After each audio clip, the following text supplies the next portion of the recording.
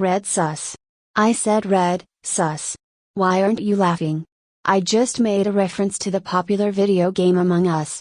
How can you not laugh at it?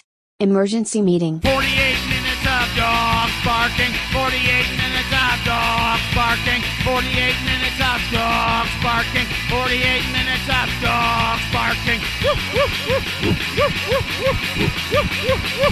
Growl. Growl. 48 minutes of dogs barking. 48 minutes of dogs barking.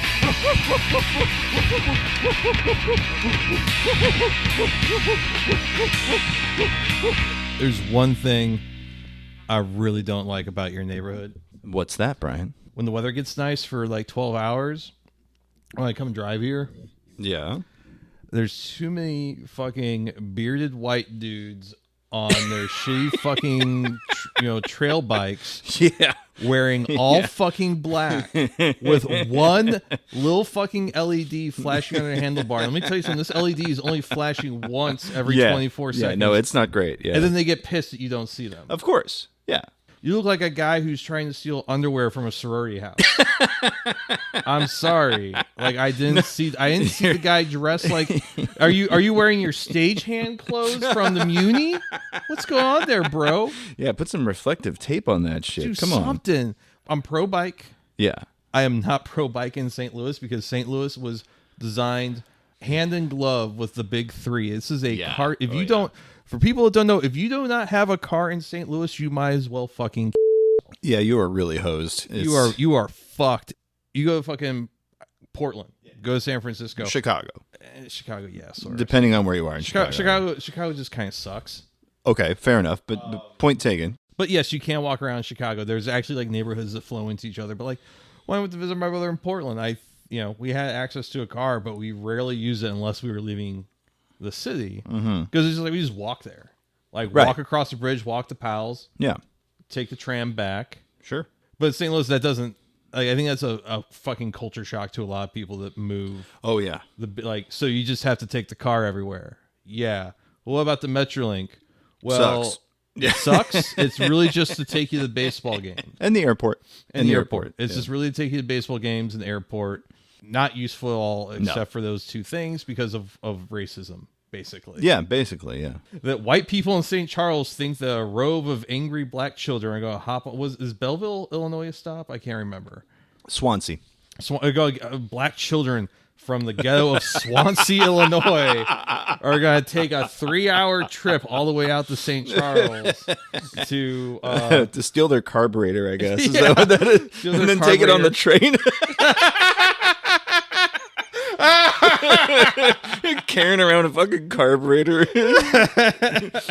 St. Louis cops like, what are you doing with that? Oh, I'm repairing my cousin's car. My uncle's sick. Yeah. I gotta fix his carburetor. See, like, if I saw a young man on the Metrolink with a carburetor, I'd be like, that guy's going through something. I wouldn't there's make something any else assumptions. happening. Yeah, Did he steal it? I don't know. Is he going through a hard time? Probably. Yes. Yeah, shit ain't going good. great because you're on the First of all, you're on the Metrolink. Right. Generally, that's a sign. Yeah. When the Metrolink first opened, I had a classmate who him and his siblings and his mom went. And I guess they did like the whole line, which was pretty short at the time. And I asked him, his name was Jonathan. I was like, Jonathan, what was it like? I was like 3rd or 4th grade. He's like, it was kind of neat, except on the way back, this drunk mailman kept talking to my mom. And boy, oh boy, was that a precedent. The things, if you have never been on the Metrolink and never just had like a guy who was obviously drinking like a pocket bottle in his jacket. Yeah. And he's just trying to tell you about some shit in the old. Yeah, I used to be this place in North County called Little Pig's Barbecue. And they turned that shit into a Hollywood video. And you're just like, my guy, you smell like just like Gordon's vodka. Which is probably the worst one. It is. If you've never been on a Metrolink and didn't see empty bottles roll to the front of the car at every stop, you ain't really been on the Metrolink. Yeah, that's true. When I was coming home from that Mexico trip, we got in the, like, late at night, and we got the last train in, and there was a guy sitting there with this giant Bluetooth boombox. Oh, hell yeah. Blasting not hip hop itself, but a fucking hip hop podcast about this. Those dudes just being like, yeah, this MF Doom record's really cool. It was about some like underground hip hop artist in Houston. Okay. And I wound up listening to the whole podcast on the way back because interesting. I guess, but it's just like a weird thing you didn't like. I wasn't expecting it. It wasn't like I'm going to get on the train and listen to somebody else's podcast they're listening to halfway through and finish it with them. That was not on my card, but there it is. And then yes, the bottles were rolling. Because we came from the airport, so the airplane bottles were rolling down the aisle. Amazing. Like 2 or 3 different ones. And it wasn't me this time, so. Oh, there's a few times it has been me and my friends. The reason why every single time. I remember very distinctly going down to the arch for 4th of July, which was a terrible idea. Mm-hmm. Every time the car stopped at a new stop, just all the empty PBRs and shit just roll up to the front. And I remember this young man getting on. He was probably like 30. We're probably all like 20 or 21, an adult compared to us. And I remember him just looking at all of the PBR cans just like slamming into the front of the car, and him just sighing as he moved his bike onto the just Yep. Yeah. Well, it's 48 minutes of dogs barking. My name's Jason. This is Brian. We're hanging out with you on a Thursday night. Beautiful St. Louis, Missouri. Oh my goodness. Beautiful day. It was a very nice day. It was. I had to spend it all inside, but yeah, I drove to Olivet to do a work thing. It was very weird. Olivet, a real cultural mecca. Yeah, real. You gotta watch out for check your wallet out. Yeah. You might get your ass beat at the Chevys. I did drive past. Hey there, white boy. You came to the wrong Chevys. Yeah, I did drive past the Chevys. I'm going to turn your ass into a Dilla. Oh, man. At a certain point, I kind of wish they would have. But anyway. I'll get my ass beat at the Chevy. Maybe the fucking salsa will taste like something. Yeah, blood, maybe? Yeah, I don't know. Yeah. It's been a very strange week online as well. One of my kids' favorite guys, used to be one of their favorite guys, asked everybody how it's going. That's right, folks. The Red Muppet Elmo on Twitter asks simply, Elmo is just... do I have to do the voice? Elmo is just checking in. Thank you. How is everybody doing? I kind of got it. No, that's great. So Daily Dot here, Allie Hayes writing, we all know Elmo, right? Cute red Muppet, lives on Sesame Street, has a goldfish named Dorothy, is a friend to all. And we all know the state of the world currently, right? It's not good. Well, this week, the canonically 3-year-old monster decided to take to Twitter to ask his 450,000 followers a simple question. How is everybody doing? Yeah. So I gotta ask, the guy molested all those children. He still have control of the account? Oh, I don't know. Oh God, I hope not. This is gonna be our little secret. Oh. It's called 2-factor authentication. Don't tell nobody on Elmo, okay? Yeah, so people were quick to comment, shit is fucked up right now, me getting ready to trauma dump on Elmo, Seamus, I'm gonna be real, I'm at my fucking limit. Gibson Johns are playing, I'll tell you how I'm doing, not well, bitch. Nat Queen Cole, Elmo, I got a level with you, baby, we are fighting for our lives. Jess Tom saying, I'm good, Elmo. Please check on Nicki Minaj. I haven't seen someone crater like that in a while. Yeah, Nicki's not having a great week either. Yeah, here's T-Pain coming in. I'm just looking for somebody to talk to and show me some love, if you know what I mean. No, T-Pain, he's T-Pain. 3. He's 3. Come on, T-Pain. T-Pain's doing his... He's picking up some things from his favorite movie, Doubt. Okay, that's a deep cut for the listeners at home who have maybe not seen it. What is Doubt about? So Doubt is a Philip Seymour Hoffman film where Mr. Hoffman plays a priest. Yes. That is suspected he's molesting a young black child within the parish. and possibly other children. Yes. And I'm going to tell you something here. That movie was released on DVD Easter weekend. Oh boy, I think it was 2010. Oh no! And which was wild. of all the times to release it, yeah, for sure. Fucking baller ass move. And I remember when I was working at Blockbuster that weekend, we only got 2 copies in. I can't tell you how many like white ass women came up to me and like, "Excuse me, do you guys have a copy of Doubt?" I'm like, no, but we got Changeling if you want another. Well, wasn't Meryl Streep in Doubt too? Isn't that yeah, no, she's great. But it's a fantastic movie. No, I loved it. It's just I'm Philip Seymour Hoffman. Right. I don't know if I can molest your child. Well, isn't the whole thing is that nobody's sure whether he did it or not? Isn't that the whole thrust of the movie? I mean, I think, I'm just going to go by the track record of the Catholic Church. Sure. Philip Seymour Hoffman, priest, was definitely diddling those children. Okay. So the response to it was swift and furious. Everyone told Elmo all their problems. It got so bad that the president had to weigh in. That's right, folks. Joseph Robinette Biden had to jump in there. Here's Joe Biden. Folks, I know how... I can't even do Joe Biden. Folks! Can you damn do it, too? man. Yeah. It would be over for y'all hoes if I could do a Joe Biden. I know. It would be really... I know how hard it is some days to sweep the clouds away and get to sunnier days. Our friend Elmo's right. We have to be there for each other. Offer our help to a neighbor in need, and above all else, ask for help when we need it. Even though it's hard, you're never alone. I got nothing. All right, so Elmo then responding with, Elmo's glad he asked. Elmo learned it's important to ask a friend how they're doing. Elmo loves you. # emotional well-being.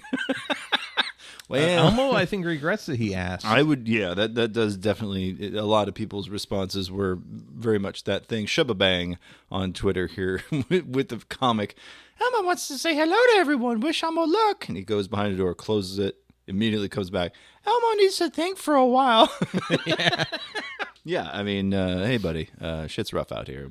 And part of the reason why shit sucks is Joe Biden's fault, so... Yeah, kind of not great. We love our dementia-riddled fucking war criminal genocide Joe-ass president, don't we, folks?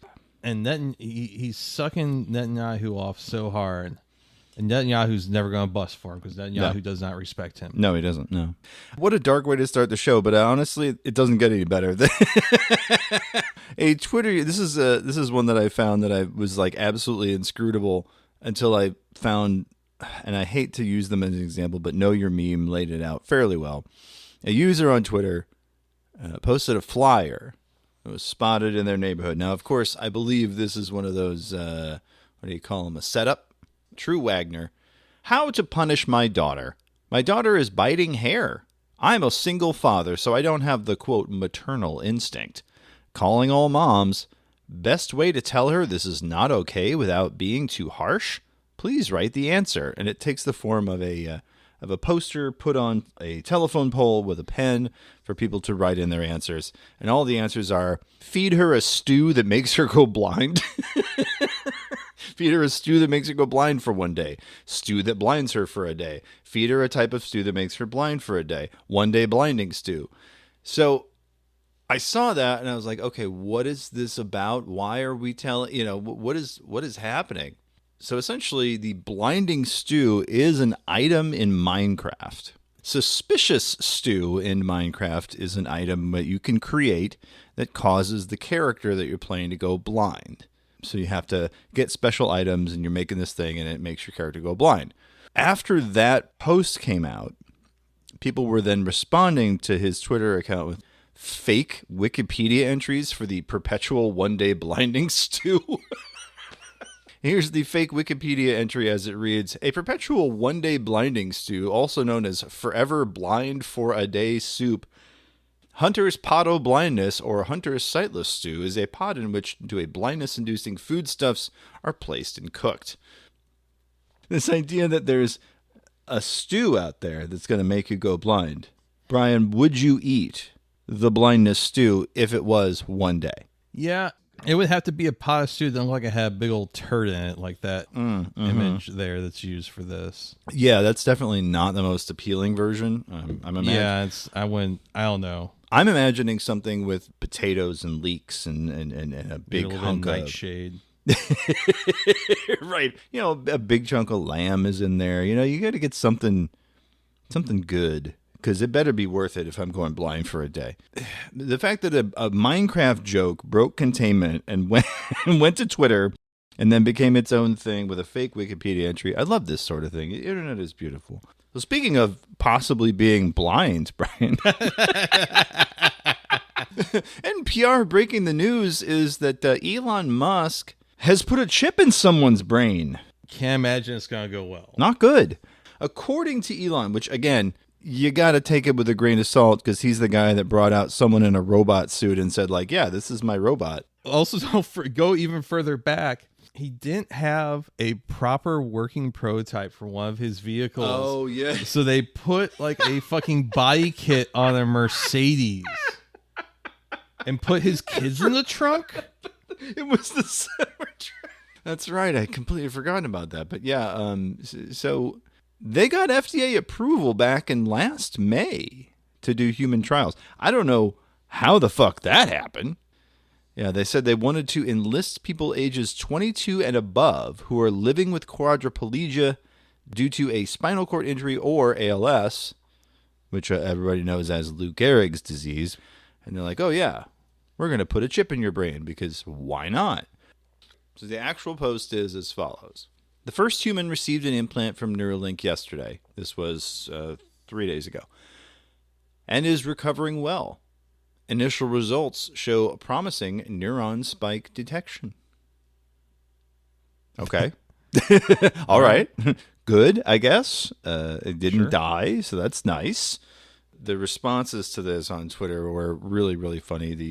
When your Neuralink chip gets hacked and it's somebody getting rickrolled in real life, you know, what is the particular objective? Can they download Kung Fu? I also want to know that.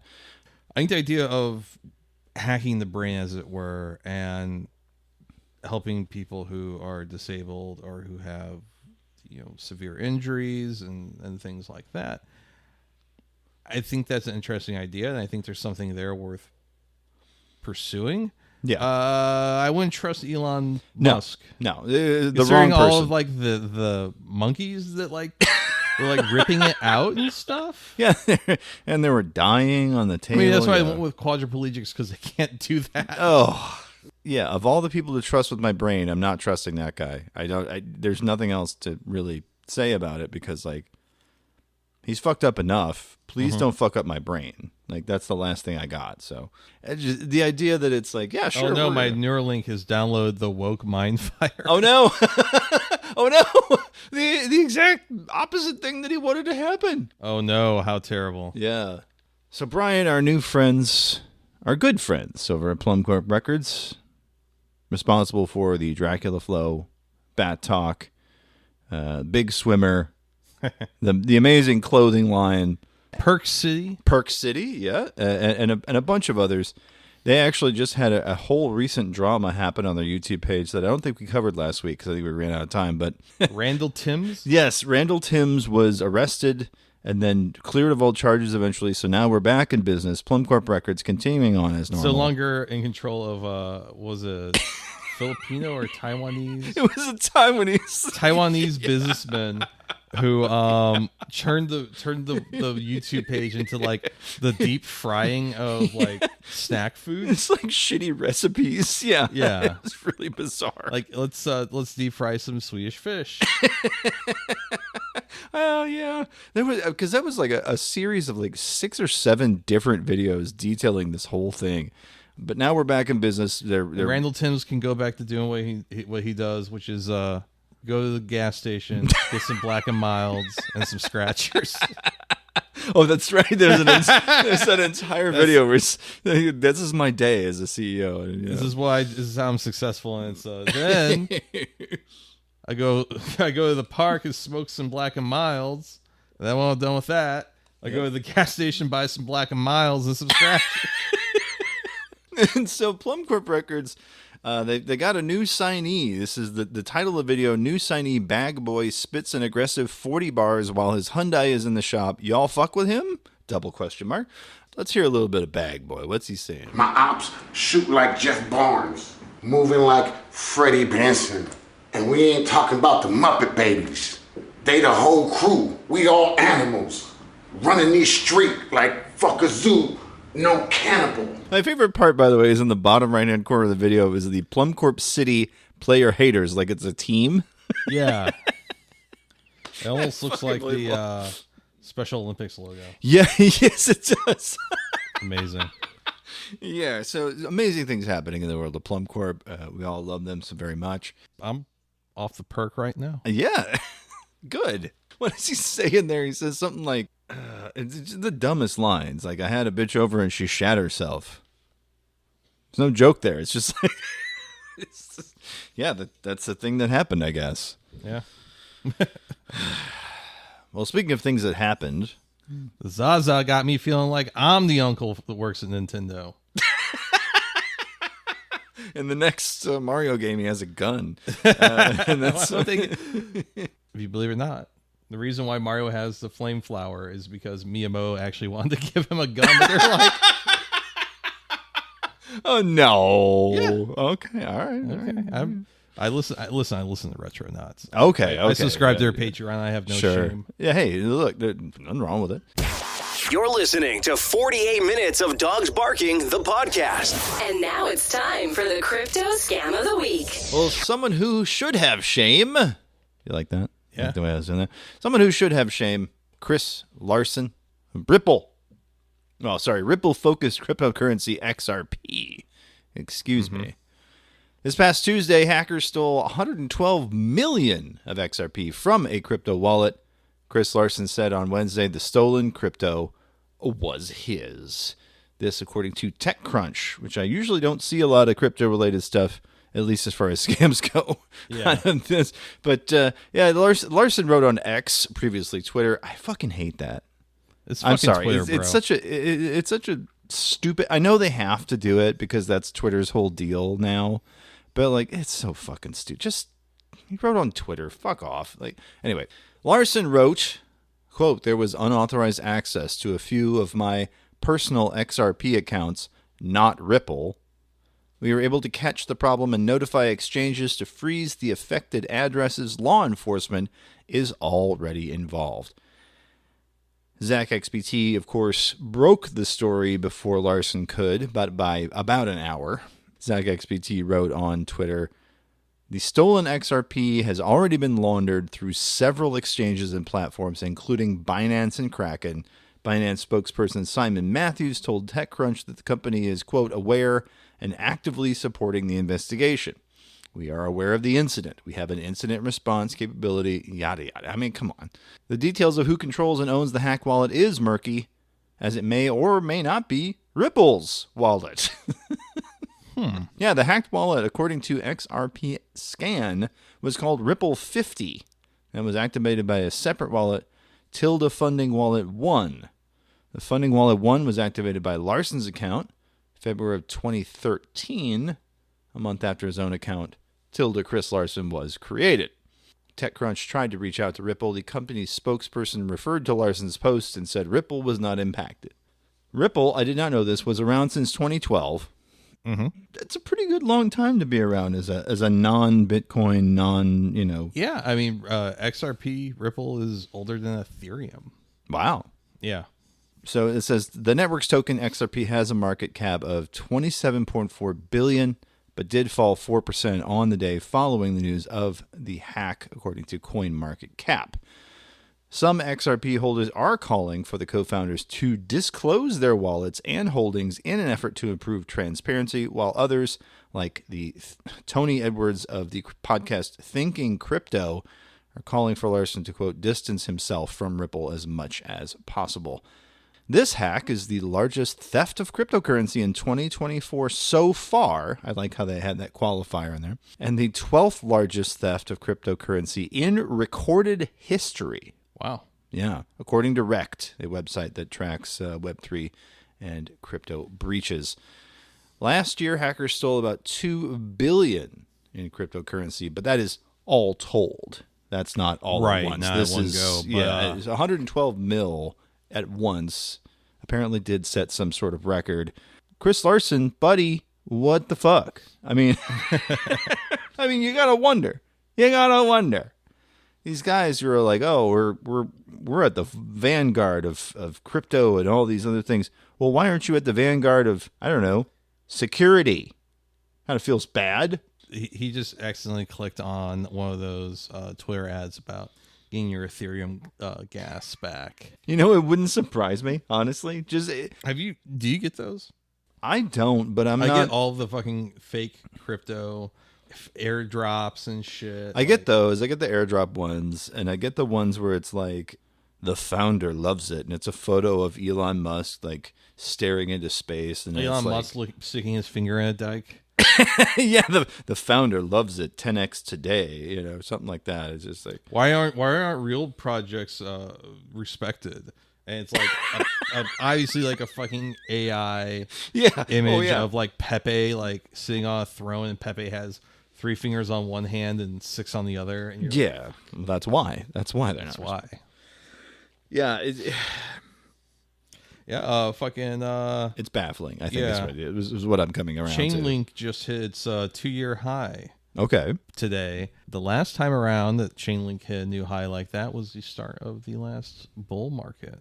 Okay. So we're thinking I'm thinking the real dumb bullshit. It's coming closer. Something's going to happen. Maybe it's Web3 gaming.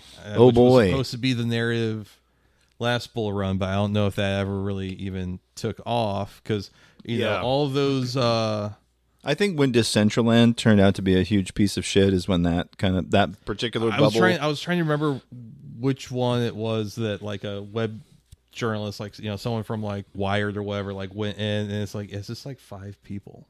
Yeah, yeah, that might have been it. That might have been Decentraland because there was just video after video, at least on YouTube, of people going in there and be like, "This sucks." Actually, there's no one in here. Right.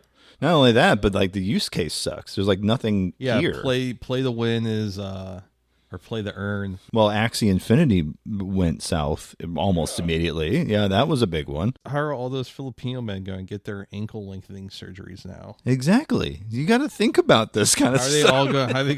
Are they going to reach 5'5"? And that's what the longest one you got. Yeah. Just I don't know, man. The fact that, you know, they did we had the whole Bitcoin ETF announcement, and that I didn't really see a lot of movement in the market. A real sell the news kind of event because we got close to 50K, and now I think maybe it just reclaimed 40. Oof. I can't remember. Wow. Any other asset that does that, I would be out. You know what I mean? Like, well, you're just not here to play the long game. I'm not hodling. I'm not. You know, I do not have diamond hands. Believe me, I've heard it all. My favorite thing is reading all the people that bought Bitcoin when it hit like 15, 16K. Sure. In November 22. Took money from like their parents or something to also invest and be like, I lost all on leverage, and my dad thinks he like tripled his money. Yeah, not great. Good job. Good job. That's how fucking FTX fucking crash was fucking around with leverage. Yeah, I mean, the only thing I would ever say is like, you know, if you've got a little bit of play money, if you've got, you know, like if you've got, really, if you're trying to turn $50 into $100, not going to happen. No, it can. Yeah, but I mean, the odds, really, with any given, I mean, be honest, like with any. You want my honest, not financial. Yeah, absolutely not. Opinion? No, obviously nothing in the crypto scandal because ever financial advice. Obviously, we are going to clear ourselves of that. But Ethereum's what, like $2,200-$2,300 thereabouts. Right now? Yeah. So I would not be amazed if this cycle we saw it hit 8 or 10K. Okay, so not Bitcoin itself. There's motherfuckers saying $1 million Bitcoin. Yeah, I know. I think 75 is probably the top.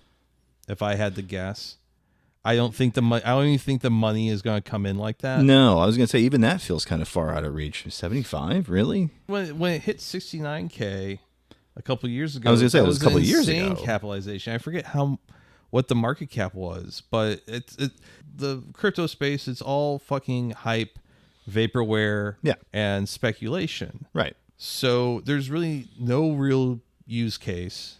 for 90% of all crypto, other than it's a casino. Yeah. I can't see it. I can't see it going over 75-ish. That's me. And you know what? We'll be here in 2025. I know. And Bitcoin will be $6 million. Well, we were wrong. We were wrong.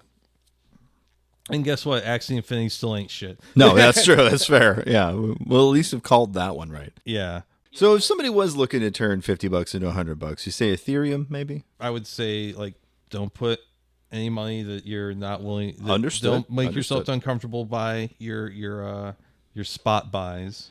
No, yeah. Let's say a retail. Somebody who's a retail. I had a coworker ask me about one time, and I said, you know what?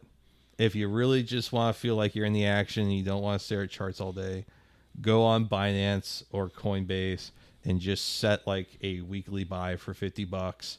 You know what? If it goes up 30%, that's 30% you didn't have. If it doubles or it triples, and hey, that's cool. Because most of the time, what's going to happen if you are not someone that like sits at home and watches charts all day, between going to the gym and posting photos of like your fucking pre-rolls and shit, you are exit liquidity. Yeah, you're the bag small holder. Cap, anything that is not been around for a long time, like something like Ethereum. Everyone's going to tell you to try and buy something. I don't know. I think the big meme coin right now is pork. Yeah. So probably wouldn't buy pork. Yeah. Because you didn't buy it 2 days ago. Fair. If you buy it now, you'll probably be like someone that bought Grok, which was another meme coin, and helped push it to a new all-time high. Mm-hmm. And then all those motherfuckers that bought it like a week or so before you, just dump on your ass. Yeah. Ethereum, something like Ethereum, has enough volume, enough dilution among people, so on, that if you really just wanted to play... Again, not financial advice. Right. We're talking play money. Like, if you just got a couple bucks here and there, it's not, Yeah, I'm not saying, like, fucking empty out your 401k. God, no. Fucking stupid. Yeah, no. But if you're thinking, like, you know what? I don't drink that much. I ain't going to the bar anymore. Right. What if I wanted the thrill of pissing away money? Sure. And you don't want to go to the casino. You just want to do it online? Sure, that makes sense. All right. Good to know.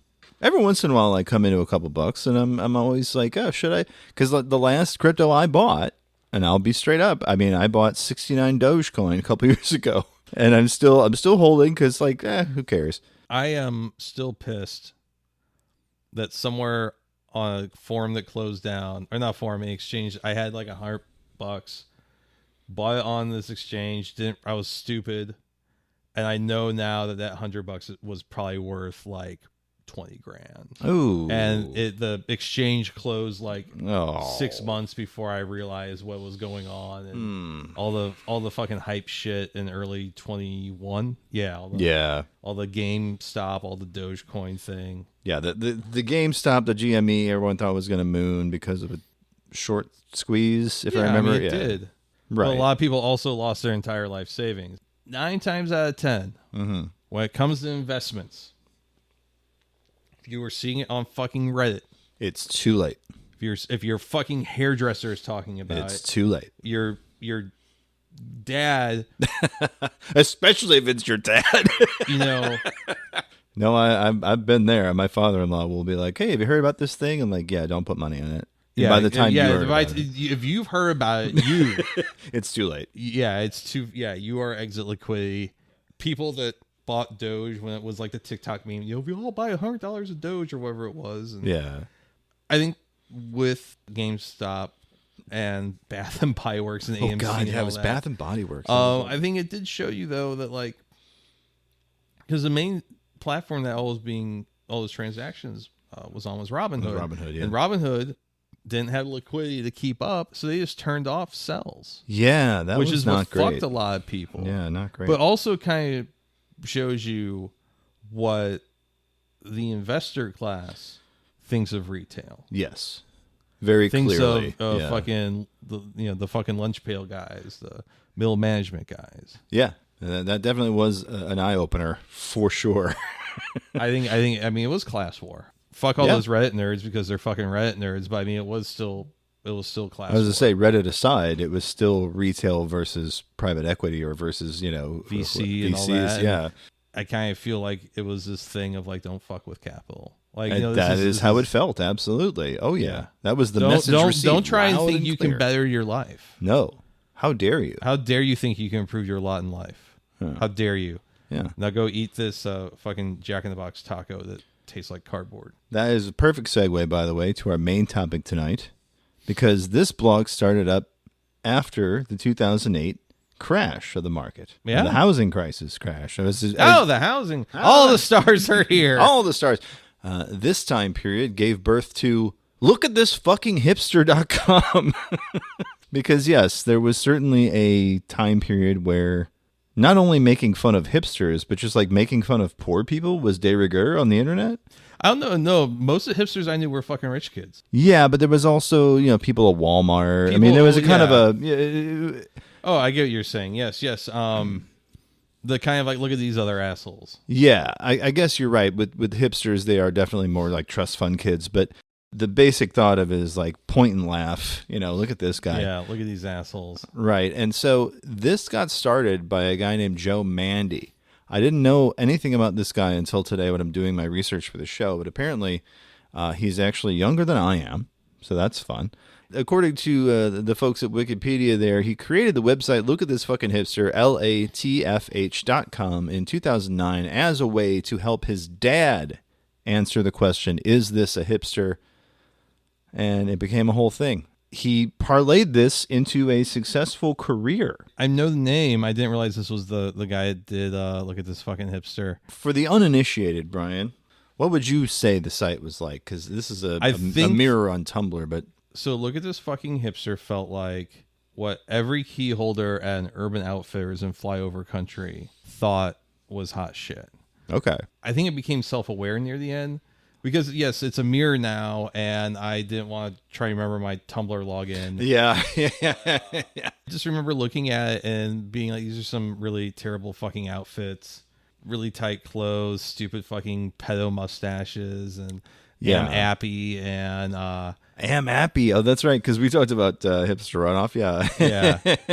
That's American Apparel for those of you who don't speak 2009. I, was involved in the St. Louis music scene during this time. As I say, you've, I'm sure, seen probably the worst local version of this. Some of it, yeah. I think of it, I feel like you could go somewhere like Handlebar and you could tell who worked at Urban Outfitters or who had the money to shop there. Sure. Handlebar is, I think, my go-to punching bag. Or Atomic Cowboy. There's a couple bars that are in the Grove where you would just go and see. I remember taking my brother one time who hadn't lived in St. Louis since the mid-'90s. Yeah, was he living in... He was. I think he was still living in San Francisco. Okay, that makes sense. I can't remember if he was in New Mexico or San Francisco at that time, but he hadn't lived in the Midwest for almost 20 years at this point. And I took him to Atomic Cowboy, and people were like still wearing fucking Kanye West shutter shades and shit. And my brother, who's not really a mean person like this, just goes, "Wow, this looks like the Mission in like 2004. Y'all are gonna love leather shoes." And he's not wrong. And I never understood what he had meant until a couple months ago. Mind you, he said this in like 2011 to me. Yeah. And I didn't realize that he was riffing that St. Louis is so far behind that when leather shoes exist, we're going to lose our goddamn mind. Yes. It's like one of those things where like a hair comb. Yeah. What is this? What's this witchcraft? Yeah. There would be, because I was there on the internet. Sure. And I would be on like forums or on hipster ICQ groups and I thought I was kind of hip for a minute. Well, pro or anti hipster ICQ groups? That's really the question. I don't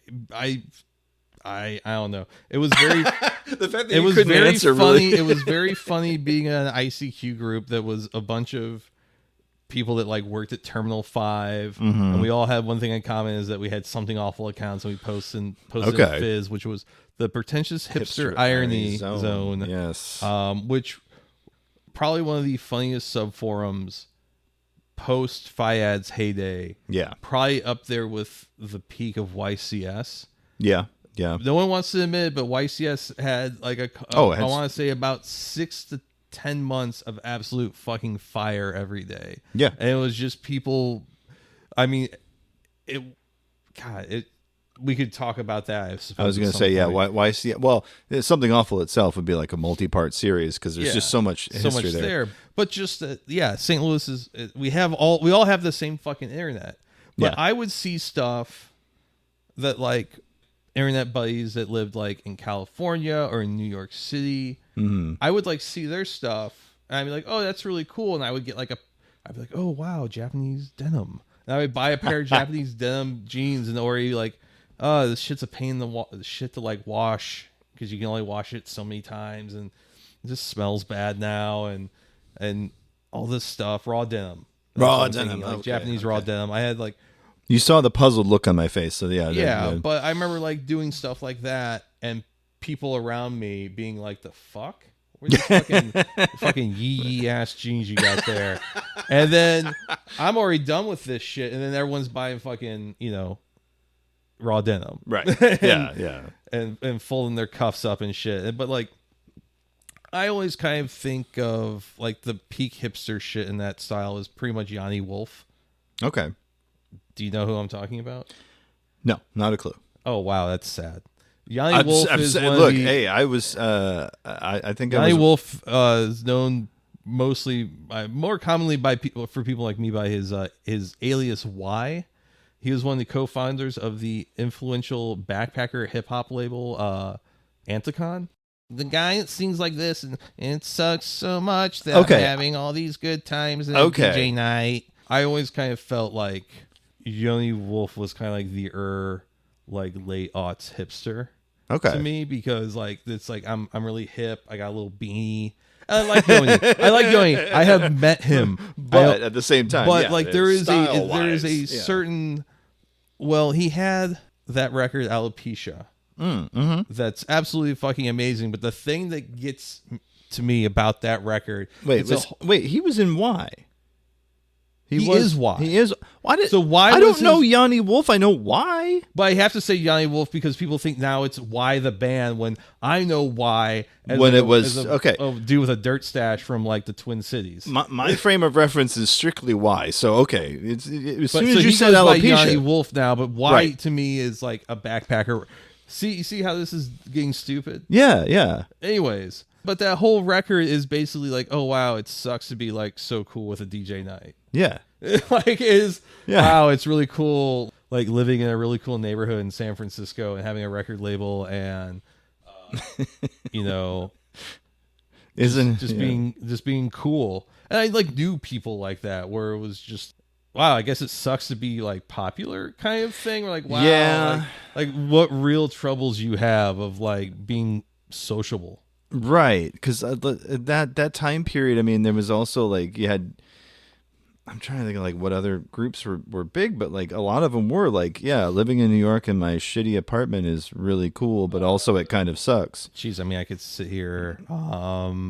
Williamsburg is great, I guess. LCD sound system or LCD sound system. I'm just using them as an example. I know, but like, I can't let that hang in the air too long. With you on this. Yeah. With the exception of Dance Yourself Clean, probably the perfect track. But anyway. I'd have to go back and look at stuff I photographed at the Firebird in 2010.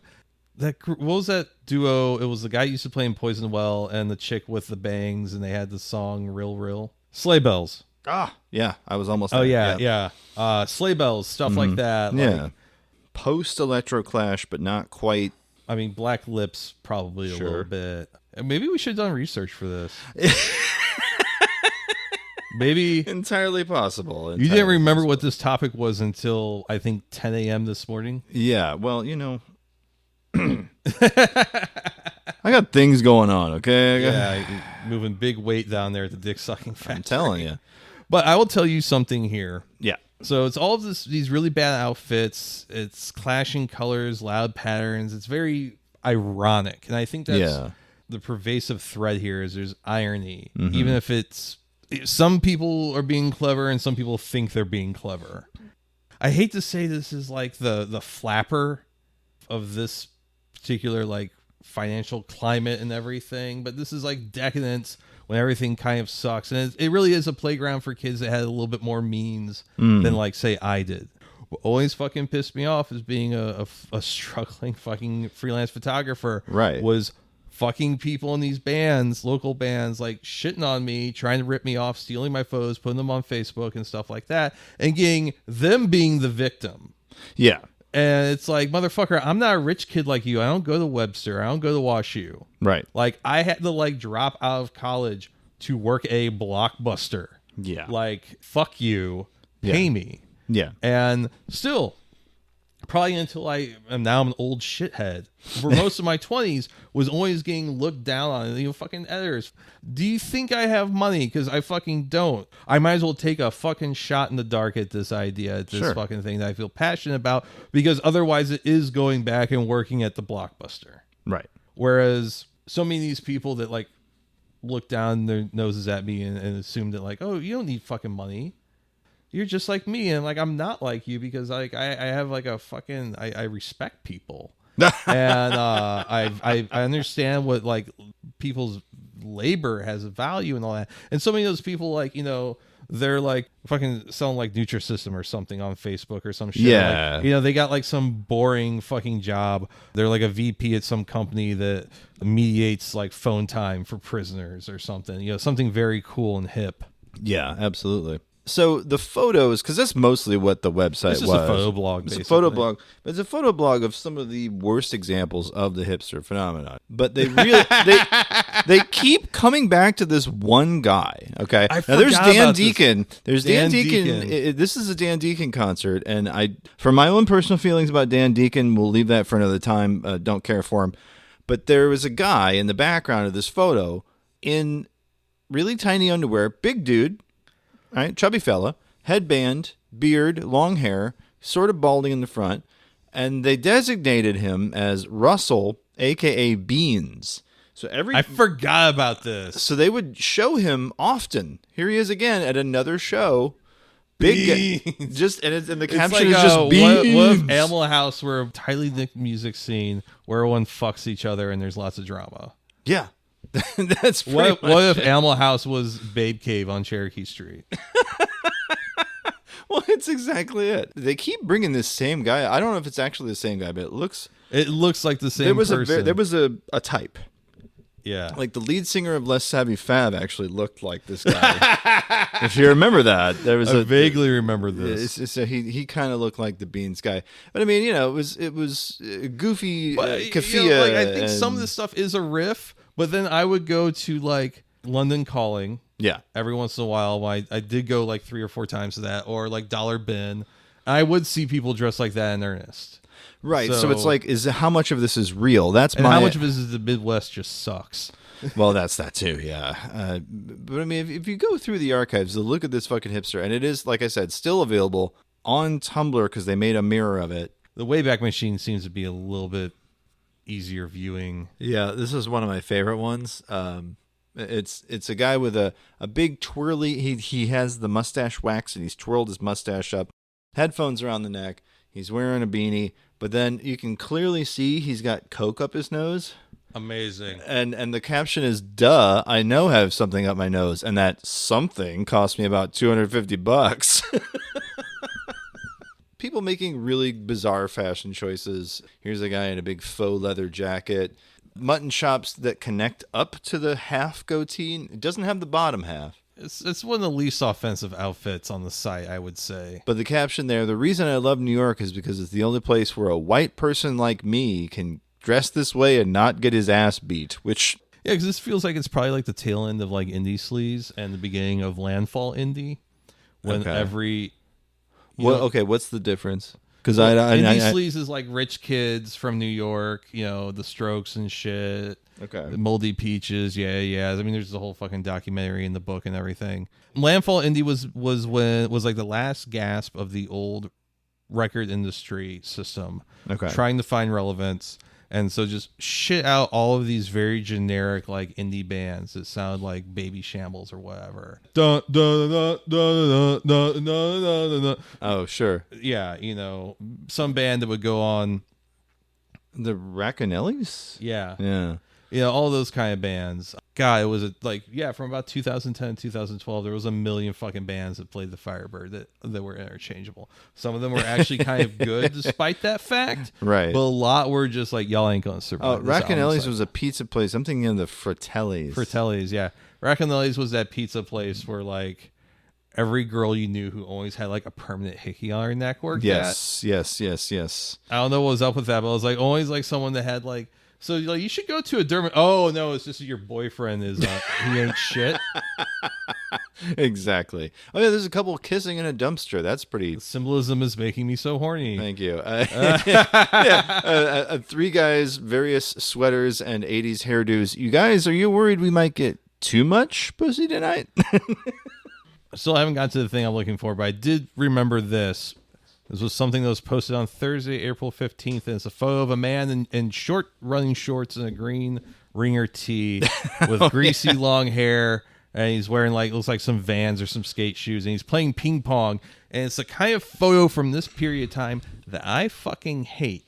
Yeah. Because to get that sort of like shadow and definition, you gotta fire like $3,000 worth of fucking flashes. Ugh. Which is like it's basically saying I have all this gear to make a photo that looks like it's HDR, but it isn't. It looks like shit. Yeah. That was the fucking style for like 2 years. One of the worst times for portrait photography. I remember seeing a photo one time on Flickr, and we're waiting for this page to load, of a fucking hipster type looking guy with like a bowling ball, and he's kind of got it up towards his face. And the photographer, I remember her detailing all of the different flashes and the modifiers, and it was like yeah, we've got like 3 flashes just on the bowling ball just to get that bowling ball right. And I'm like, maybe just learn how to take a good photo. Not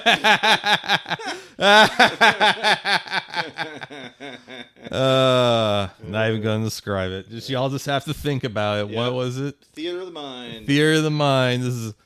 I know this is not a visual medium here. You are welcome to click along, by the way. Look at this fucking hipster.tumblr.com. All the posts are mirrored there for some godforsaken reason.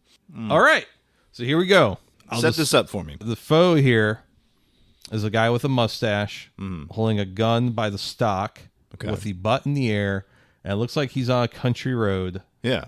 He's wearing a red plaid shirt. A flannel with the sleeves rolled up, yeah. Flannel, which was a style at the time. Mm-hmm. With an onion on your belt, which was the style at the time. With a clashing red and blue horizontally striped shirt underneath. All I can think of is Freddy Krueger when I see that, but go on. Sure. Yeah. Well, Freddy Krueger's red and green. Oh, that's true. It's red and blue. You're right. Okay, but yeah, anyway. anyways, skinny wearing jeans. what we would still have called girl pants. Yes. And a pair of black. They're either like they're low docks. boots. They're docks. Okay. Because you look at the sole. Those are docks. He's on a country road. It looks like, and the caption is, "Let's go shoot us some tofu turkeys." Yeah, tofurkeys. Yeah. That is not a real gun. So there was. That's a BB gun. It's all. Now that I look at it, yes, it's too small to be. It's one of those air. Yeah. He's holding a firearm for children that can't be trusted. And this is the caption. I want to say it was April 2010. There was a band playing at the Firebird called "The Song Is the Rainbow." Okay, yeah. And there are a bunch of weirdos from like somewhere else in the Midwest, like Omaha, probably Ohio, because every weird ass band comes from Ohio. Like every like genuinely strange and bizarre band that's not trying to be edgy, they're just weird. Yeah, comes from Ohio. Yeah, Guided by Voices, Devo, Pixies, Breeders, DRI. That tracks. Yeah, Gil Mantero's Party Dream. They grew them weird out there, is what you're saying. They grew them because it's like I once a guy who did sound at the Firebird named Gary once said Ohio must be like the Iceland of America. Yes, because all of the really weird shit comes from there because there probably ain't shit to do. All you can do is be weird because there's no culture except the shit that you and your friends make together. Well, Dayton, like entirely, is like the birth of a lot of indie stuff because it was just like, well, there's nothing to do. Yeah, there ain't shit. Anyways, I'm at the bar with Josh, who was this guy who bartended there, He's like, hey, doesn't that guy playing bass look real familiar? No. And he pulls up. He had an iPhone. He's one of the first people I knew to have an iPhone. Very rare, yeah. And he goes on, look at this fucking hipster, and he shows me this, and I kid you not, that guy is on stage wearing the exact same fucking shirt. Oh, man. And was the band any good? They were great. Okay, well, there you go. I have a really great photo of him playing, and the way I hit it with the shutter is that his hair is in motion, but his face is frozen. Okay. And he's got his teeth gritted and his lips out.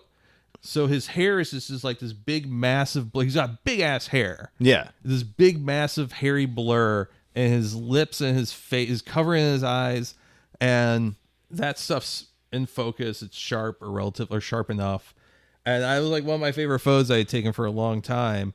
But after the set, that dude's up at the bar, and Josh says something like, so how are you good bagging them tofu turkeys? And he just goes, oh, fuck, man. Oh, no. And I remember he's like, dude, I was like at a friend's place for like Thanksgiving or something. It was like some story like, oh, my friend took a photo of me, and he thought it was just this innocent thing. And he thought it would be funny to submit it to this website. Oh, no. And got by a friend. Yeah, it was like some thing. Like it was like literally like I was hanging out with a friend, and he took my photo, and then later thought, you know what?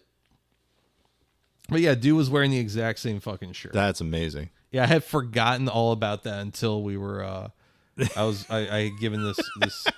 I was doing my research for this, and, and now there was a book, right? There was and a if book. we had properly done our research, maybe one of us would have a copy. Well, I swear somebody got this for me once upon a time. Because at the time when the book came out, I don't know if I was necessarily in that mode. Because, I mean, this is about the time when, and I was still in a band. So I knew a lot of these types of people. Yeah. So the book came out 2010, it says. Not great. It's just a collection of the photos from the blog, really. Yeah. And you know, it's 208 pages, 400-ish photos. If you're going 2 photos, because, you know, you get a photo on each side. I don't know if they included a lot of text in it, but the back really killed me. It defines hipster as hipster, noun, an unemployed city-dwelling narcissist with a penchant for bad clothes, organized kickball, and daytime cocaine who works very hard to appear carefree.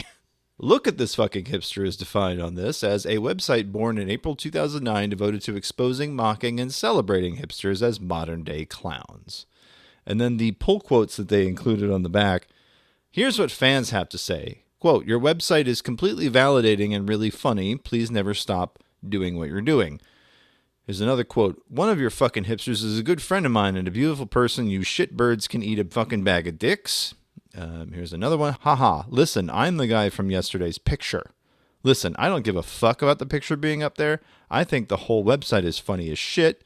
4/. Just let me know who sent the picture in, so if it's a chick, I can try to tap that butski utski. Amazing. So yeah, St. Martin's. What do you think was the peak of this type of hipster? Was it Pomplamoose? Yeah, that would definitely Millionaires. Yeah, see that feels like Electroclash. That feels like earlier, but I don't know. Like it's. I mean, the Millionaires. I photographed them at. Yeah, it was Warped Tour 2009. Yeah, so it's I about got that okay. famous photo of Melissa Marie's butt. and she's responded to that, right? She said, like, "Yeah, no, I have a signed copy, actually, if you can believe it." So they performed at the Firebird one time with someone who's really terrible, and it was also a Gay Pride weekend. Okay, and so it was like a lot of really drunk gay men being mean to the boy. point where I think it was Mickey Avalon. Okay, was the headliner, to the point where Mickey Avalon had to be like, "Can you guys what stop the fuck? being so Yeah. shitty to each other?" It was more aggressive than some hardcore shows I've been to. And it was dudes with glitter and with their chest hair out. It was a really mean, like, it was like catty catty, like aggressive. Like I remember going outside just to get away from it, and other people who were there were just like, this crowd seems like it's going to start a hate rally. Hostile. And it's like Mickey Avalon, which is like, all my friends did coke, but I'm alive. I'm going to do some coke because I'm alive. It's like a guy telling you like the worst night of his life, but then he's like, yeah, but you know what? Like, I got to see some titties. And right, like, with this like poptimism thing going on. No, it's really just like, I'm such a huge shithead, I'm going to die young. Well, unfortunately, Mickey Avalon's still alive, so he didn't really... It's really like live fast, die young kind of shit, but also like... Failed to live up to this, Mickey. Come on. Yeah, but Millionaires were on that tour, and Bert... I told Bert about this, like, I'm going to get her to sign that photo. And he's like, you think she's not going to freak out? I'm like, no, I know she likes the photo. Right. So we knock on their tour van, and 2 of them at this time come out. And I think it's their tour manager. I'm like, hey, I took this photo of you a couple of years ago, and I think you really like it. And she's like, okay. And I open up the box that came in, and it's the photo. And she goes, oh my fucking God, you're the person who took this photo. I'm like, yeah. She gives me a big old fucking hug. And she's like, this is, and I'm like, yeah, I got a copy that I want to send to a friend. If you want a copy to keep for yourself, that's fine. She's like, oh, this is so sweet. Thank you. She signed my copy, signed one for a friend of mine. I think I made her fucking week. Yeah. It was the only highlight of that show. Like the Millionaire set was fun, but like, again, the crowd was just so aggro for a bunch of guys with their nails done. Yeah. Really, I cannot stress enough, humble folks listening to this podcast, just how angry and mean this crowd was for Mickey Avalon, which is a guy that if you gave him too strong of a soda, he might die. If he could not, his health looked so frail. He's a frail man. If you let him drink the fizz off a poured can of Jolt, that man might be in the ER by the end of the night. Not an alpha is what you're saying. Yeah, saying that guy was hard living. Yeah. When you see someone that has like an Iggy Pop body, and it's not because they work out. Right. Yeah. Yes. A very specific type of guy. So Joe Mandy, the guy who created Look at This Fucking Hipster, parlayed this into an insane career. I have to do the rundown here. This is just baffling to me. I did not know any of this until today. He was a writer for the final 3 seasons of Parks and Recreation. He appeared in 7 episodes as a character named Morris. He wrote for Kroll Show and the Adult Swim series Delocated, starring John Glazer, my guy. He was a producer for Master of None. He had a small role in James Franco's The Disaster Artist, the movie about the movie The Room. And he also wrote for The Good Place. That's fucking insane. Isn't it? And in 2017, he got a Netflix comedy special called Joe Mandy's award-winning comedy special. So the fact that he's still around, still doing stuff, and... Yeah, good for him. Yeah, good for him, but like, what a weird way to jumpstart your career, making fun of from hipsters. New Mexico. Well, yeah, that's right. Yeah, he was born in New Mexico, grew up in St. Paul, Minnesota. So do you think he was the guy that told Aziz Ansari to beg that girl for pussy? Oh, man. It wouldn't surprise me, but, you know. I mean, that's the greatest troll in the world. Destroying your... Yeah, man, chicks really like it when you beg for it. Yeah. That was the like, worst don't be advice like I ever aggressive got. or anything. Just kind of be like a little dumb. Just be like, come on, a little crumb of pussy. Come on. A little bit of you know, don't even say just a tip. I just want to smell it. Come on. I just want to smell it. Anyway, Joe Mandy. Just Come on. My tummy hurts. My tummy hurts. Yeah. Let me get some pussy. That's just such a fucking weird, you know. It's fucking Aziz, sorry. So the Look at This Fucking Hipster Instagram page was still active up until a couple years ago. The last post was Corona related. It was, I have the original coronavirus, not one of these variants. It's a guy with a twirly mustache, and he's wearing a bow tie and a terrible neckline, a ridiculous shirt and suspenders. It's one of those things where it's like, it wore itself out. That's not a great riff. No, I mean, there's nothing there. Like, it was very easy, 2009, 2010, to be like, hey, check this guy out. What a dipshit. Hey, I bet he says the word beans real funny. And then that was it. Yeah, I mean, it was so much easier back then. If you wanted like a a tweet to go viral, you just have to say something like, "I have diarrhea." I've diarrhea, and you spell it wrong. Yeah, that was. Or you'd get a bunch of people to say like, "I'm gay and I love to crap," and that was what you did on Twitter. Yeah, people don't remember that like some of the original first like big hashtags for like weird Twitter were things like ominous events. Yeah, it's a teen thing. Yeah, and my personal favorite, Israel does not have a right to exist. Ahead of its time. All right, Brian, you ready to see something gross? And now, the moment you've all been waiting for. Shock.jpg. Actually, you know what's funny is like this is not even that gross. It's just funny. And I think that's what makes it a pretty decent shock.jpg.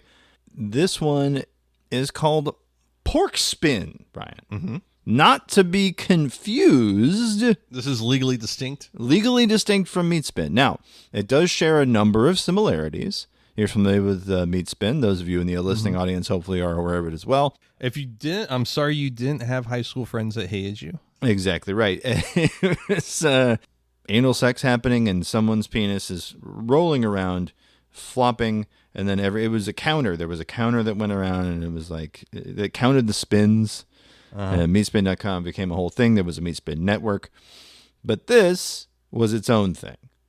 Now, according to the Screamer Wiki, created 2016 by an unknown user, it is still online today, so you can still find porkspin.com. It is exactly what it sounds like. It's a guy's hog spinning around real fast. Here's the web archive version of it, because this one actually has the right music. The text on the site, "Hey," and then the smiley face with the, "You're cute." It's the same audio from Meatspin, which is "You Spin Me Right Round" by Dead Alive. It's a rather muscular dude standing in front of a cum gutters. He really does. He's also got these really massive pecs. Bald guy, he's saying something in super fast motion to the camera, but he really is just spinning his dick around like a helicopter. And it counts the spins rather quickly. We're already up to 130. You're also forgetting that within this animation, the words "you are gay" appear. Oh no, I was getting there. Yeah, about every 40 or 50 spins, the big text goes, "You are gay." It comes right out to the camera. Yeah, of all the shock sites we've talked about, this one is probably by far like the least offensive. Like, it's not shocking in the way that, the homo or even Big Bag is. Oh, they're gay. Yeah. Oh my God. Oh, that's the joke. They're gay. Yeah. As of right now, we are already at 250 spins, and it will continue to climb as long as you leave the site open. The whole reason it's a shock site is just because you would trick people into doing it. You'd be like, "Oh man, check this out. Look at this documentary about the pork industry, porkspin.com." Or whatever it was, whatever way you could get people to click on it. I always thought Meatspin was at least a little bit more offensive because at least it showed like penetration. Yeah, there was a lot more going on. Yeah. There was also one of the people in it was wearing garters. This weird implied like, was one of them trans? I don't know, because you never see anything above the waist. The trans are at it again. They're spinning their meat. They're spinning their meat. Honey. Get over here. Get over here. They're playing that damn song from the 80s Gosh, again. I sure hope they don't influence our children. Maybe Meatspin was on a net negative bad for society. I would love to see someone go on like Fox News and be like, "And why don't you understand? I saw a little website called Meatspin. This is what they're trying to teach our children to swing their meat." Oh man, that would be such a great troll if somebody could get booked on like Fox News or like some right-wing outlet and just be like, "If you don't believe what's happening to the meat with Joe Biden, you just go to porkspin.com and you're going to show you're going to see all the real facts that we got there." That would be fun. I'd like to see that. What if you showed Joe Biden pork spin? Oh, you should see this Corvette that my grandpa restored. That's a long car. My dad liked cars. Boy, my dad could drive a car. Yeah. Boy, my dad could suck a cock. Yeah. My dad liked them long and hard too. He was a big cock man. He liked he liked the fella, what's his name?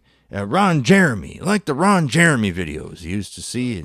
Asked a coworker the other day, what's the gayest thing you've ever done for pussy? What's the gayest thing you've ever done for pussy? And he gave it a thought. Okay. There was a couple of threesomes I've done with a buddy of mine on a girl. They were probably a little fruitier than they needed to be.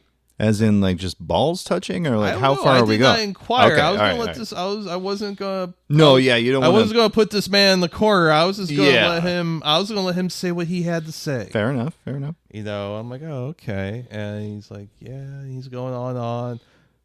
He's like, you know, I mostly just about banging chicks with another dude. I'm like, okay, I'm just letting him go, like, kind of dig his little hole here, and like, just give me a lot of information.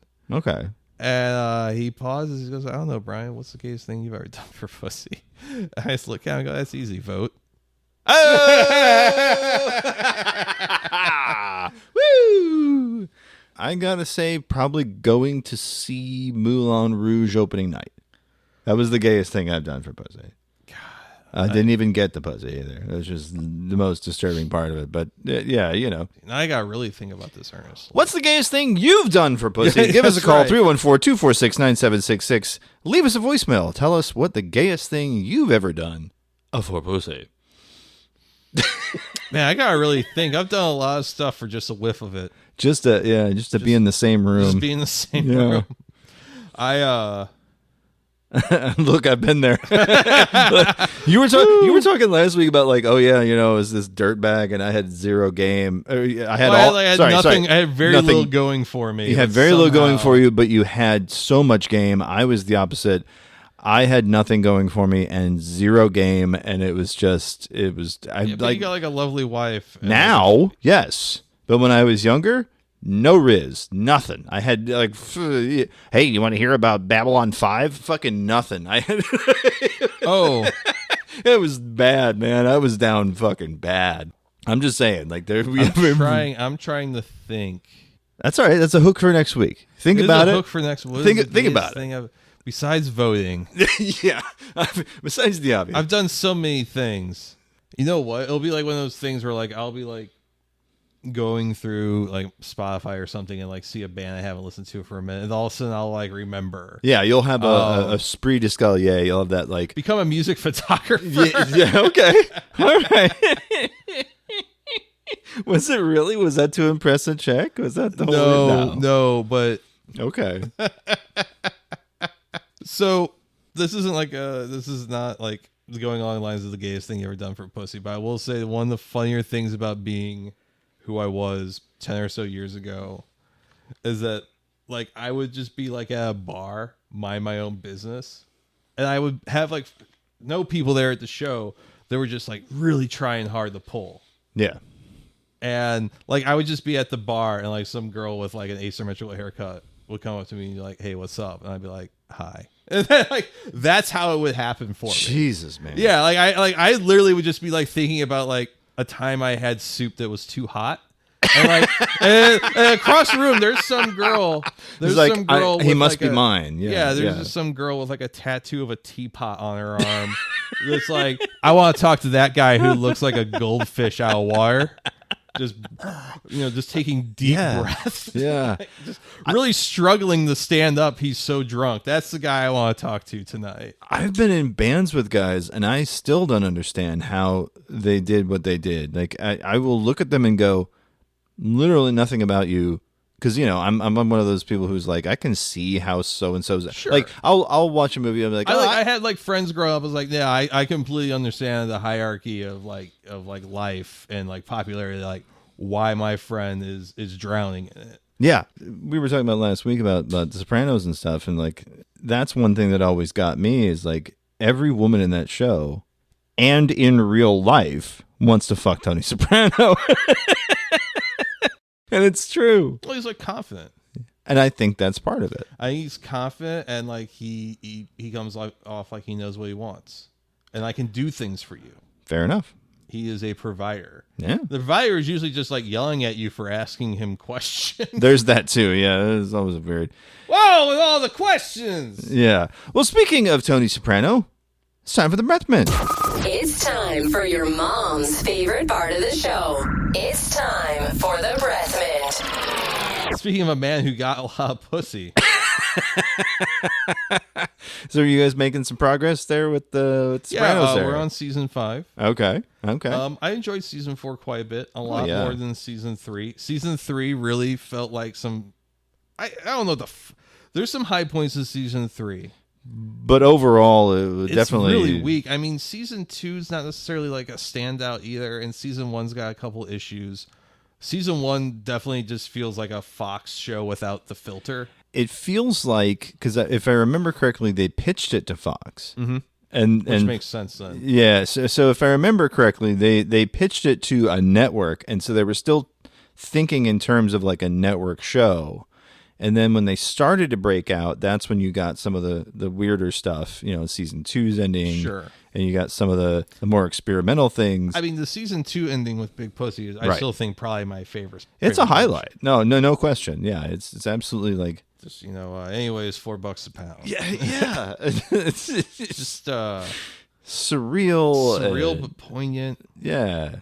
They were swinging for the fences, and they hit more times than they missed. Oh, absolutely. And season 3's got some good stuff. And season 4, I just felt like a lot of stuff was coming together. Like it felt like there was a goal, like that they knew where this series was going now. That is definitely, there's like a lack of focus that happens in season 3. And then by the time they hit 4 and then the middle part of 5, you're like, okay, there's an endpoint coming and we're getting there.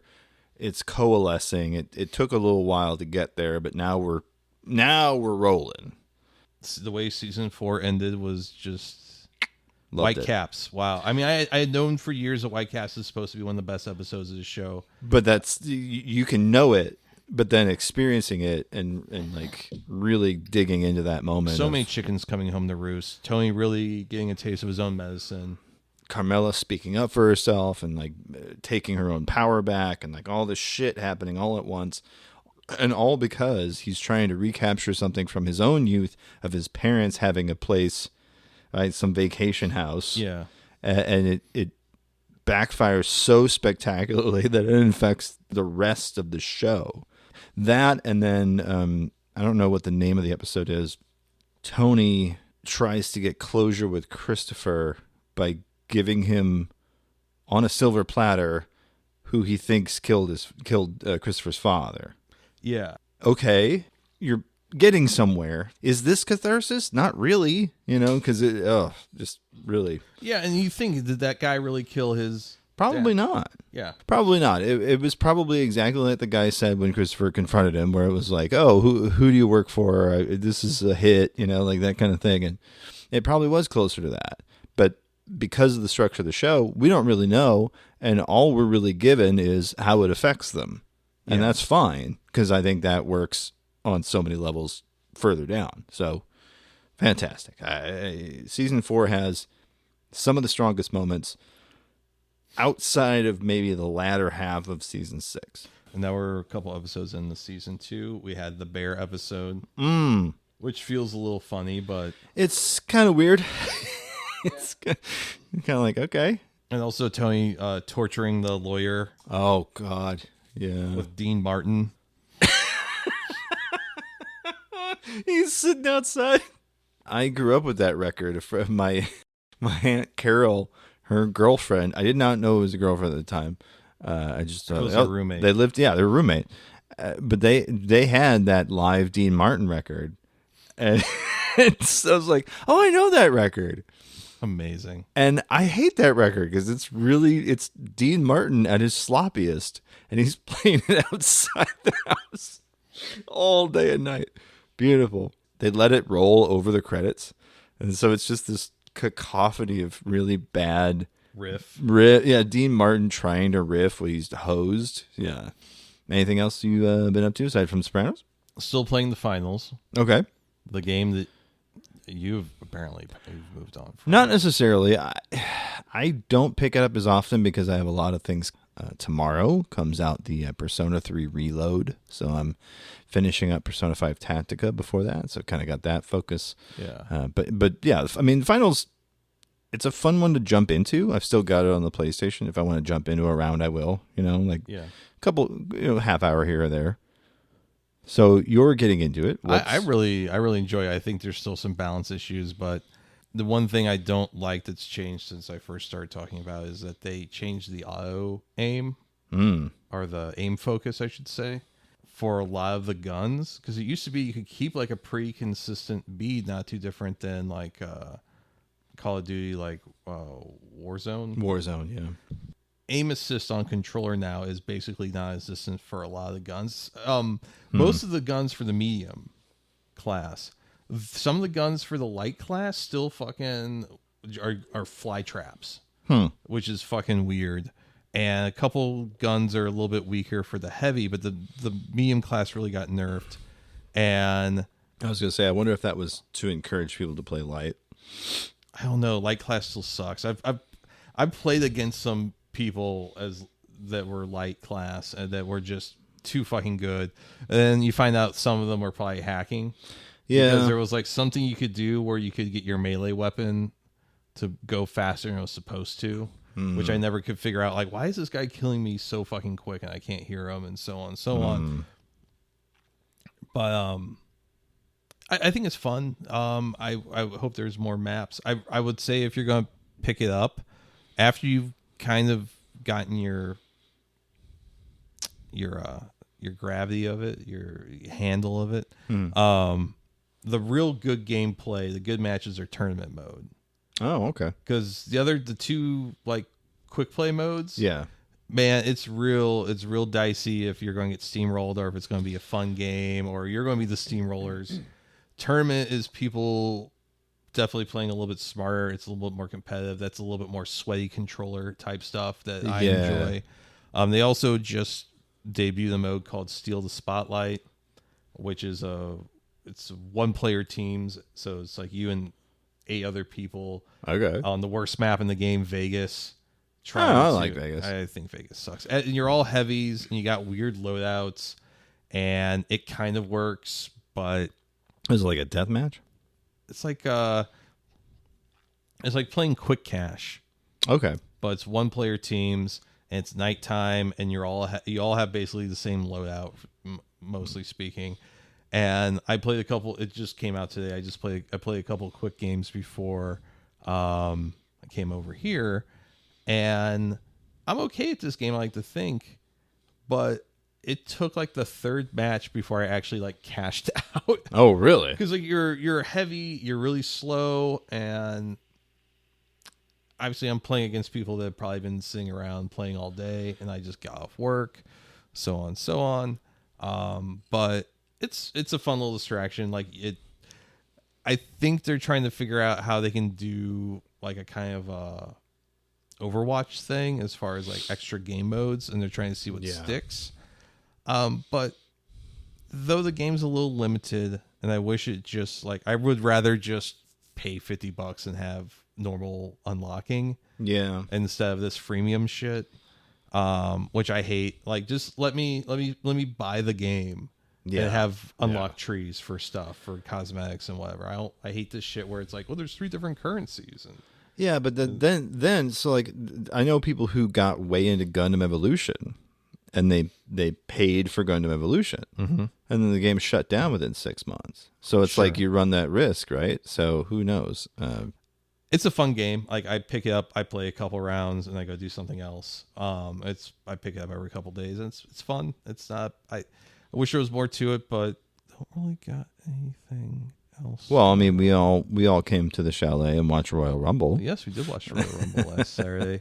Probably one of the better women's Royal Rumbles in a while. That was the highlight of the night. Got to be honest. Yeah, I mean the women's Royal Rumble is almost always the highlight.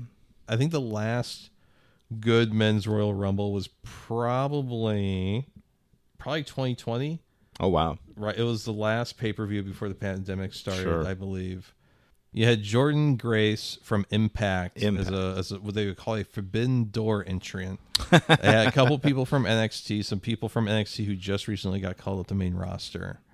I think like what really got people was Naomi being there, starting off the match, Jordan Grace, I think everyone was pretty much pissed that Nia Jax was there. WWE has such a strong women's roster, and the men's roster is just like a newer young guys who don't really have the it factor, and then you have a bunch of older guys who do have the it factor. They're now too old to do shit. Like, well, Randy Orton wasn't in the Rumble, but you got guys like Randy Orton. Sure. The men's Rumble just didn't have a lot going for it. Not a lot of good surprises. I honestly, like, it wasn't my favorite pay-per-view, but it was fun. I would have gladly gotten rid of that Kevin Owens, Logan Paul, or whichever Paul brother it is. Yeah, match. Logan Paul. Yeah. I would have gladly gotten rid of that and had like another women's match or something. Yeah. But yeah, Royal Rumble was a good time overall. Your wife, I think, I didn't realize your wife was going to be so scandalized by people throwing fake punches at each other. Yeah, my wife did take it very seriously. Well, I mean, she broke her arm. Yeah, she thought that Bailey really was in trouble there. Yeah. Thought Candice LeRae broke her arm. Yep. But it was fun. It was good. Like, it was good hanging out with all y'all, and I appreciate you hosting. And Dee and I had a great time. What really blew my mind is that my daughter was into it, and I did not think. I mean, she's what you would think of as like an art kid. Like, she asked us to dye her hair a couple weeks ago. She's got that big pink hair. Yeah. She was mostly like doodling, her Has Been Hotel fan art, but she was also look up and be like, "Holy crap!" And she's she's never seen wrestling, much less a big pay-per-view like that. And that was really amusing to me, was that she was way more into it than I thought my son was, which amused me to no end. I was like, yeah, well, I guess that makes sense. And yeah, because what's funny is by the time the ladies' Royal Rumble part was over, the kids and my wife basically all just said, we're gonna go do something else. And so which is probably the move. Honestly, yeah, they didn't miss anything. But it was a good time. Thank you for hanging out. So other than that, what else has been up with you? That's really about it there, Chief. What about you? What's going on with you? I see you got a couple things on the board. I do. I read the entirety. I'm reading a lot of books this year, which is really surprising. This is my third or fourth book so far this year, and January just ended. So I finished Chuck Tingle, author of the Pounded in My Butt by My Butt series. And now his first foray into non-pounding in the butt fiction, called Camp Damascus. It's about a young woman who apparently has gone to a gay conversion camp, but she doesn't remember it. There's something sinister is happening with this gay conversion camp, and it's really a really breezy read, 250, 300 pages, somewhere in there. Pretty slim volume, but still really engaging. Really enjoyed his style. And then I'm trying to finish up Persona 5 Tactica before Persona 3 Reload comes out, which is tomorrow, so I don't know if that's going to happen. It's the same cast from Persona 5, and you're doing it in kind of the XCOM, in kind of the Mario Rayman Rabbids one style. It's pretty forgiving, thankfully, because I'm not really good at tactics games. This is maybe the second one I've played ever. Final Fantasy Tactics being the other one. Oof. No, sorry, 3. Fire Emblem Three Houses was the only other tactics. So I'll say Final Fantasy Tactics, the one on PlayStation, is rough. Final Fantasy Tactics Advance is actually a really great game. I haven't played that one. That one's really fun. I got like 2/3 through it, and I ended up giving it back to my friend that lent it to me. But I wish I had finished it. But what it reminded me was like, oh, this is just like a great, straightforward, like Japanese strategy game. And the closest thing I could relate it to was like playing like Vandal Hearts, which is one of the classic. Okay.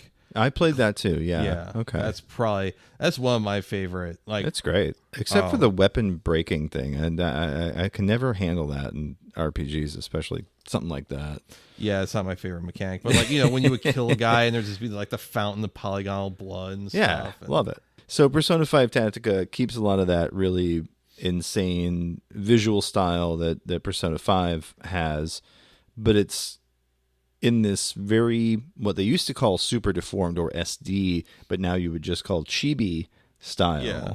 There's these big maps, and it's very much a tactics game with Persona 5 kind of haphazardly bolted onto it, but there's still some of the same stuff. You're fusing demons, you're doing, it's very short because I'm most of the way through it now, and I've only spent about 20 hours on it, about to the end.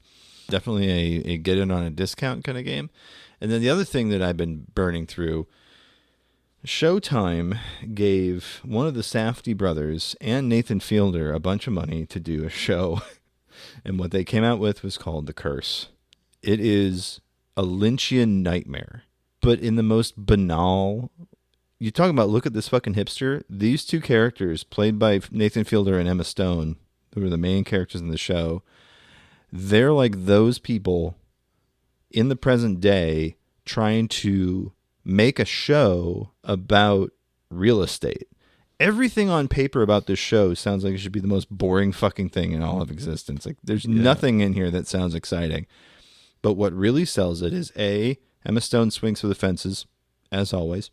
Nathan Fielder is paralyzingly awkward. There's nothing in his character, because he's not playing himself. He's actually playing someone other than Nathan Fielder, the character.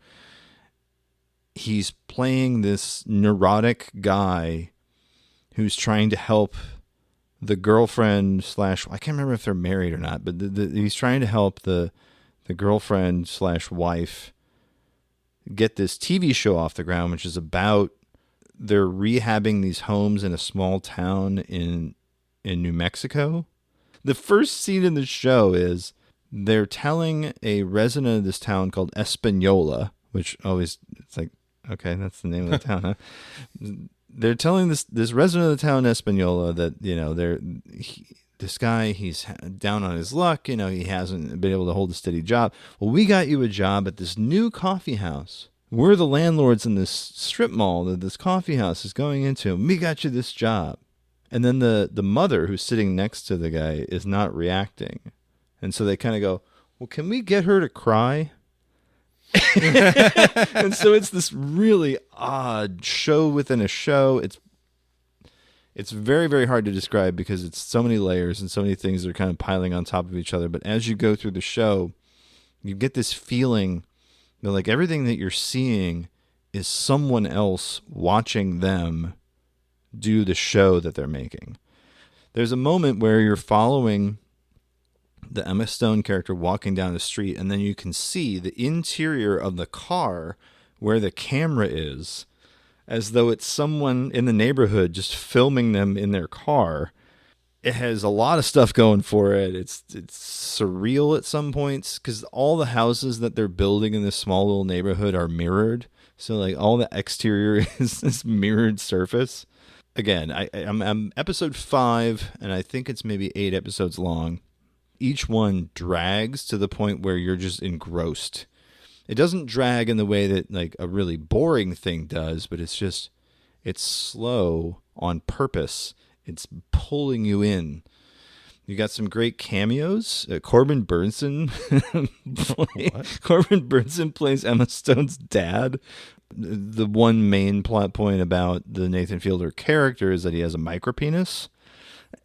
And so the Corbin Burnson character is like, he's talking about tomatoes and about how like, the grape tomatoes, they taste just as good and they're just a little smaller.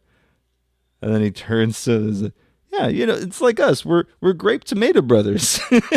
Oh, God. So insinuating that the dad has a tiny dick too. Like, the one Safdie brother, who I can never remember which one it is, but the one Safdie brother is in it as the producer of the show that they're making.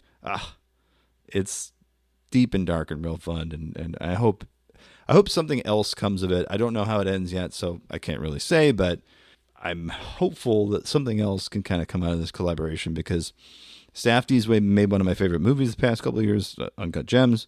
Fielder made one of my favorite TV shows the past couple of years, which was The Rehearsal. So this is kind of like a match made in heaven for me. This is like, yes. I've heard good things. What channel is it again? Showtime has it. Showtime. Wow. Good luck on getting me to watch that. I know. Yeah, the last good thing Showtime had was Dexter.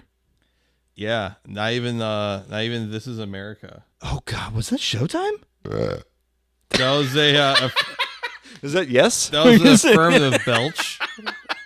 Oh wow, I did not realize that. Yeah. Okay. Well, anyway, find it however you can find it. Yeah. This is about the part of the show where we're going to tell people where to find us online, Brian.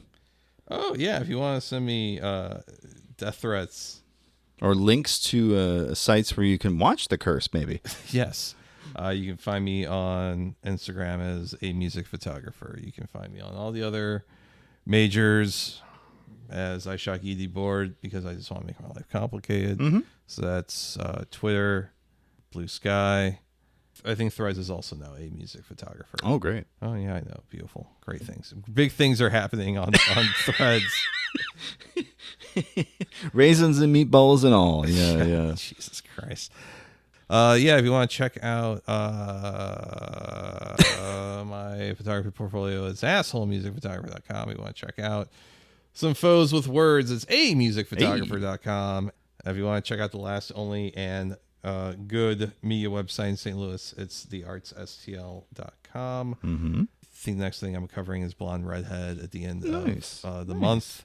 See how that goes. If you do want to see something really neat, Colin Williams went down to Nashville, Tennessee to photograph Tool at the Bridgestone Arena. Oh, wow. When I think of Tool, which I usually associate with burnouts I went to high school with. Yeah, I was going to say. It's like guys that drive a Ford Probe and have a rag in the back seat. You don't touch the pink rag. Yeah. That's the jizz rag for me and the old lady. And it's like, why? We're in high school. You don't call your girlfriend the old lady. The old lady, yeah. Just because you're dad is a sentient Dickies jacket doesn't mean like you have to act like it. Anyways,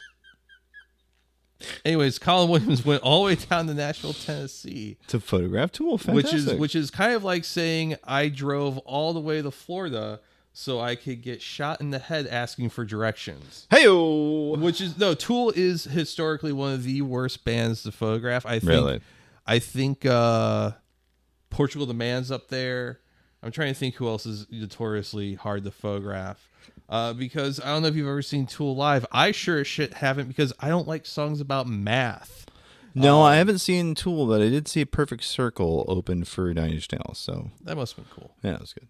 Maynard hides behind the drum riser a lot. Doesn't really give the crowd a good look at him most of the time. Perfect Circle, he was wearing a big, long, blonde wig. Oh, that's interesting. Yeah. Well, I'm talking about Tool. This is a different Maynard. It's still Maynard. But you gotta understand, he's got different. And Pussifier, it's a different thing. It's Pussy Fur. Because that's what he calls his wine Merkin Valley. Because it's Pussy Fur. He's talking about a pubic wig. It was a Mr. Show sketch. You know that.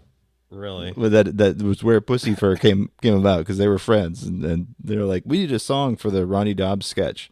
And they knew Tool, and they're like, "Sure, why not? We'll create a fake band name, and the fake band name was Pussy Fur, Pucifer. Yeah.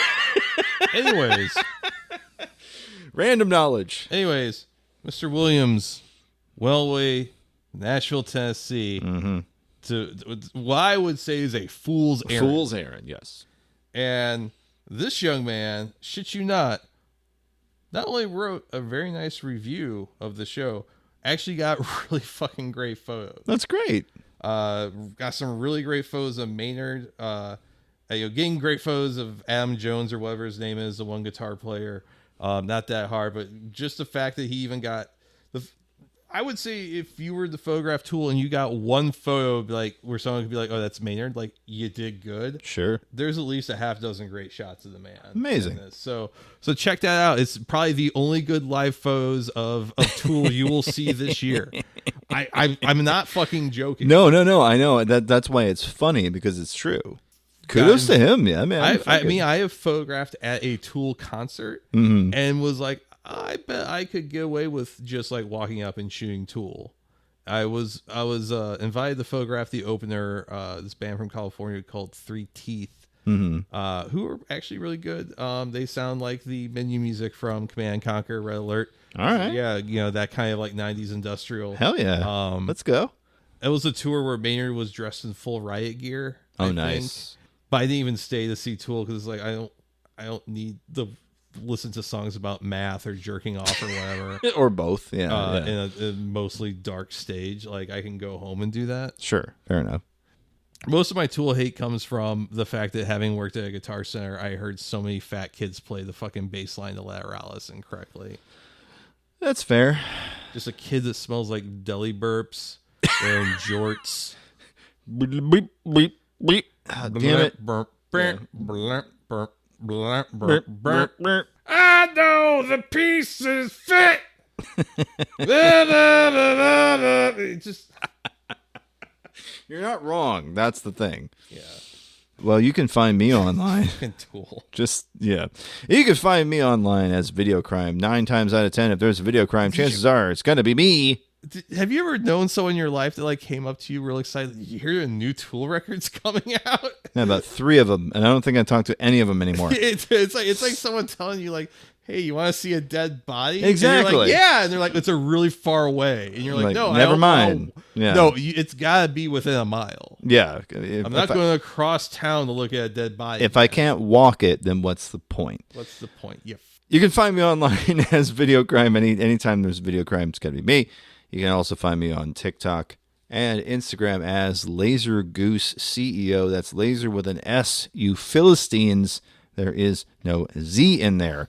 You can also find me at, oh my goodness, midnightpals.simplecast.com. Season 1 wrapped. I told you this. We're working on Season 2. Very exciting stuff. I'm very hyped. I can't wait to get the new one. I'm going to be also appearing on a thing called Meek. I don't have a deadline for that one yet, and I did appear on something called The Dead Harvest. If you look on YouTube, Dead Harvest, a couple of roughneck type of Starship Troopers kind of characters that I was asked to do on that one. So I'm doing some voice work. And you can also find the show, 48minutesdogsbarking.com. Shoot us an email, Jason at 48minutesdogsbarking.com, Brian with a Y at 48minutesdogsbarking.com. If you want to send me the Daniel Pearl video sent to Prison Sex, yeah, that's a Tool song. Stink Fist, Prison, any one of those. Yeah. Shoot him an email, Brian with a Y, 48minutesdogsbarking.com. Do you know how Tool kind of started? Oh, it was a Texas band, if I remember correctly. Well, one of the guys, I think it was Adam Jones, like lived with Maynard or like was friends with a friend. And Maynard like yelled something from like an apartment window to them in the parking lot.